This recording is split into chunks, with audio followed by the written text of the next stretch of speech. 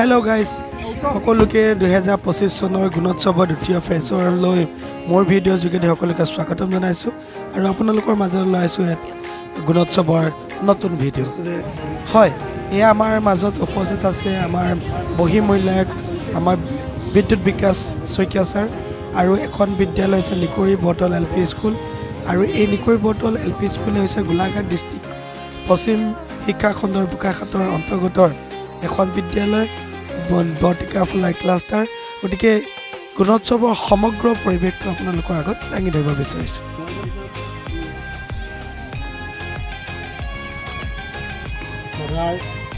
আজি আমাৰ বটিকা আদৰ্শ প্ৰাথমিক বিদ্যালয়ত সমৰ্পিত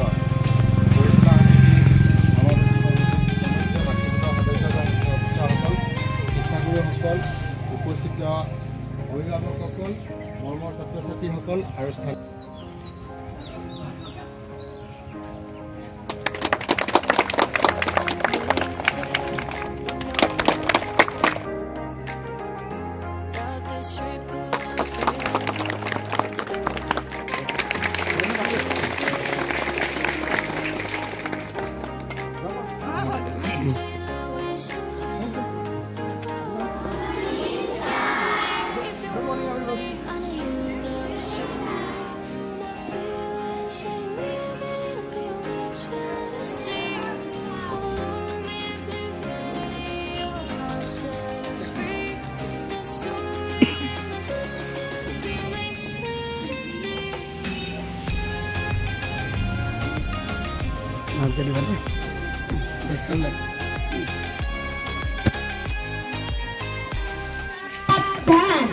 व्यायाम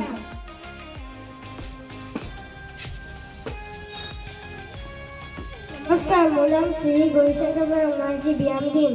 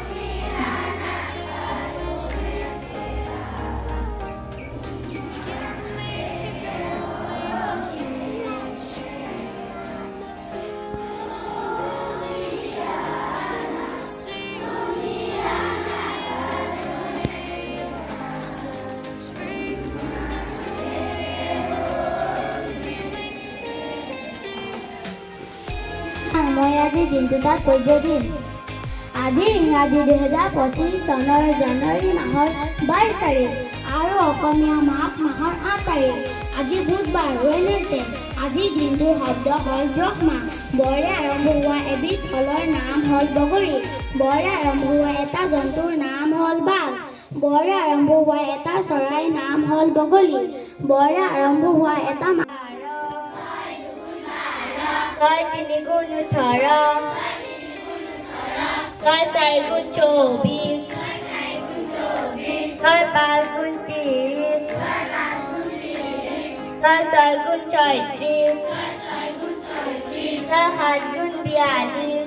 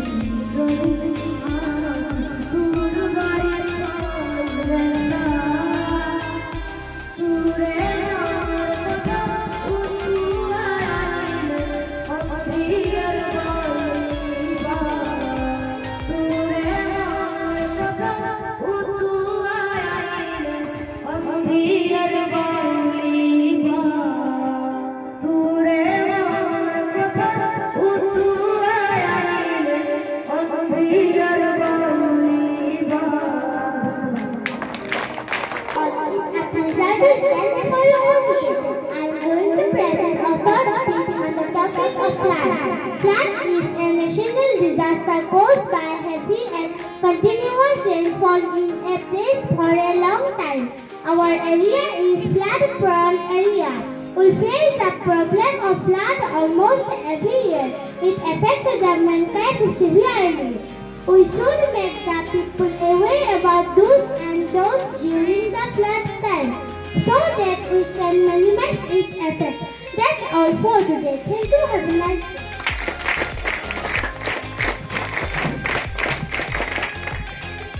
পুৱাৰ বাতৰিৰ সৈতে মই লক্ষ্মী বৰা। আজি পুৱাৰ প্ৰধান বাতৰিসমূহ হৈছে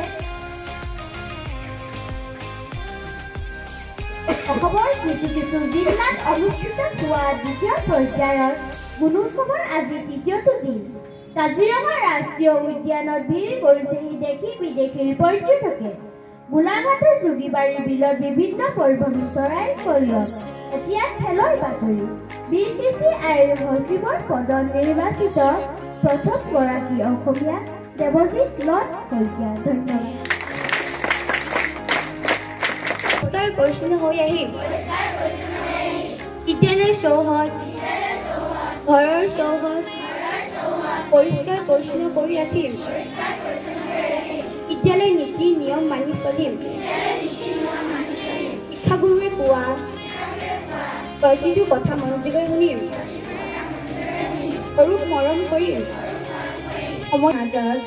আজি আমাৰ মাজত বিদ্যালয়ত গঢ়িমূল্যক হিচাপে উপস্থিত শ্ৰদ্ধাৰ বিদ্যুৎ বিকাশ শইকীয়া ছাৰক এখনি ফুলাম গামোচাৰে সম্বৰ্ধনা জনাব বিদ্যালয়ৰ পঞ্চম শ্ৰেণীৰ ছাত্ৰ নিশান্ত লৈ।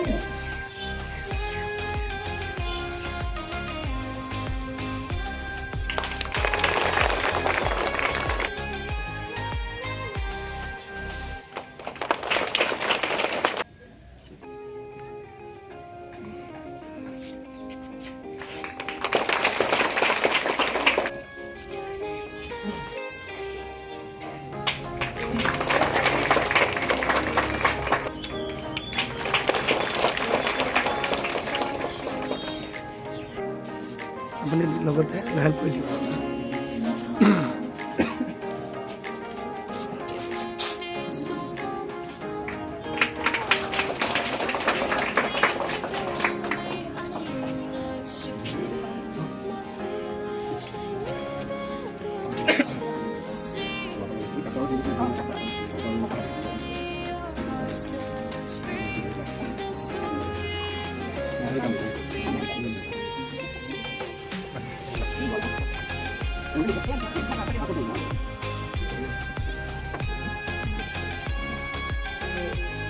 সভাপতি মহোদয়, প্ৰধান শিক্ষক ডাঙৰীয়া আৰু বাহিৰৰ স্কুলৰ পৰা এই বিদ্যালয়লৈ আজি গুৰুত্বপূৰ্ণ দিনটো উপলক্ষে দিয়া শিক্ষাগুৰুসকল, এই বিদ্যালয়ৰ শিক্ষাগুৰুসকল, অভিভাৱক, অভিভাৱিকা তথা ৰাইজ আৰু মোৰ অতি মৰমৰ ছাত্ৰ ছাত্ৰীসকল, আজি দিনটো মোৰ বাবে তোমাৰ এটা ডাঙৰ সৌভাগ্য।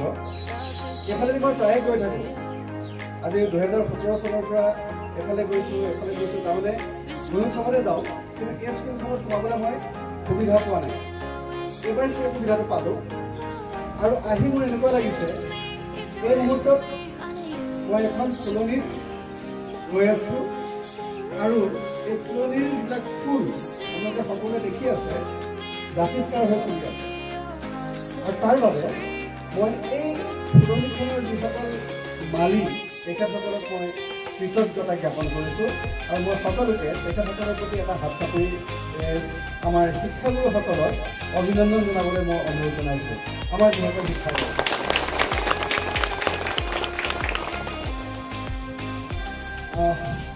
স্কুলৰ পৰিষ্কাৰ পৰিচ্ছন্নতাটো মই ক'বই নালাগে। দ্বিতীয়তে প্ৰাতঃ সভাত যিখিনি কথা ছাত্ৰ ছাত্ৰীক শিকোৱা হৈছে সেই কথাখিনিৰ পিছত মই আৰু ছাত্ৰ ছাত্ৰীৰ উদ্দেশ্যে কিবা কথা ক'বলগীয়া আছে বুলি মই ভবা নাই। আৰু এটা মই ডাঙৰ কথা স্বীকাৰ কৰিব লাগিব, আজিলৈকে মোৰ নামটো শুদ্ধকৈ খুব কম ঠাইতে কয়, আৰু এই ছাত্ৰীগৰাকী নাম কি তোমাৰ প্ৰিয়ংকাই ইমান ধুনীয়াকৈ সাৱলীল ভাষাৰে তেওঁ আজি এংকৰিং কৰিছে, মই তাৰ কাৰণে তেওঁক আন্তৰিক ধন্যবাদ জ্ঞাপন কৰিছোঁ। আৰু লগতে মোৰ নামটো ইমান শুদ্ধকৈ ক'ব পাৰিছে, কাৰণ প্ৰায়ে মোৰ নামটো ভুলকৈ কয়, এতিয়া মই তেওঁক কৃতজ্ঞতা জ্ঞাপন কৰিছোঁ। আৰু প্ৰত্যেকজন ছাত্ৰ ছাত্ৰীয়ে যিসকলে ইয়াত পাৰফৰ্ম কৰিলে, বগাকৈ বগলী বহলাই পঢ়িছে, সেইটো সকলোকে শুদ্ধকৈ কোৱাটো এডমিশ্যনৰ ছাত্ৰবোৰৰ কাৰণে নোচোৱাকৈ এটা বৰ ডাঙৰ কথা। এজন হ'ল এই বিদ্যালয়খনৰ এজন CRCC, কাৰণ তেওঁৰ আণ্ডাৰত মই যোৱাবাৰ 3খন বিদ্যালয়লৈ গৈছিলোঁ আৰু 3খন বিদ্যালয়তে তেওঁ একে পৰিৱেশত তেওঁ ৰাখিছে, তাৰমানে ছাত্ৰ ছাত্ৰী কম বেছি হৈছে, কিন্তু তেওঁ বিদ্যালয়ৰ পৰিৱেশটো এটা সন্তোষজনক পৰিৱেশ, তাৰমানে এনেকুৱা খুব উৎসাহজনক, এই মানে ছাত্ৰ ছাত্ৰীসকল উৎফুল্লিত হৈ থাকে। আৰু আমাৰ পঢ়িবলৈ আহোঁতে আচলতে আমি উৎফুল্লিত হৈ থকাটো বৰ ডাঙৰ কথা। মন মাৰি থাকিলে পঢ়াৰ কথাখিনি মনত আমাৰ নোসোমায়। আৰু আজি আচলতে গুণোৎসৱৰ বহি মূল্যায়ন হিচাপে আহিবলৈ পাই মই যথেষ্ট সুখী হৈছোঁ এই বিদ্যালয়খনলৈ আহিবলৈ পাই। আৰু ইয়াৰ পিছৰ সময়ছোৱা আজি গোটেই দিনটোত আমাৰ বহুতখিনি কাৰ্যসূচী আছে। মই মাতৃগোট আৰু আমাৰ SLC ছাত্ৰ ছাত্ৰীসকল, বহি মূল্যায়কসকল, শিক্ষাগুৰুসকল সকলোৰে সহযোগিতা কামনা কৰিছোঁ আৰু বিদ্যালয়খন আৰু আগবাঢ়ি যাওক তাৰ কামনা কৰি মই বক্তব্য সামৰণি মৰাৰ আগতেই আৰু এটা কথা কম মই থাকি গৈছিলোঁ। এই যিখন প্ৰাচী পত্ৰিকা মই উন্মোচন কৰিলোঁ, সেইখনৰ পৰা মইহে কিছু কথা শিকিলোঁ যে এনেকৈ প্ৰাচী পত্ৰিকা বনাব পাৰি। তাৰমানে প্ৰাচী পত্ৰিকাৰ ভিতৰত আৰু মেগাজিন, সেইটো কনচেপ্ট মই আগতে ক'তো দেখা নাই, কনচেপ্টটো কাৰণ মই নাজানো। আৰু এটা কথা, সদায় মানুহে নিজে ক্ৰেডিট ল'বলৈ যায়, মই ইজনী বাইদেউ কৈছোঁ, কোনে কৈছোঁ যে ইজনেই কৰিছোঁ, ইজনী কোনে কৈছোঁ যে ইজনেই কৰিছোঁ, তাৰমানে সদায় মানুহে কয় নকৰাটো কয় যে মই কৰিছিলোঁ।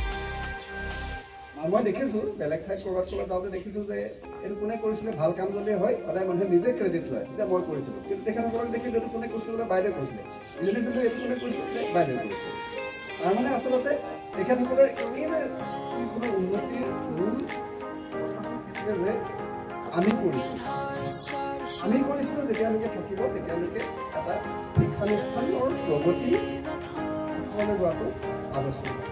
এইখিনিকে কৈ মই পুনৰ সকলোৰে সহযোগিতা কামনা কৰি পুনৰ শ্ৰদ্ধা জনাই বক্তব্য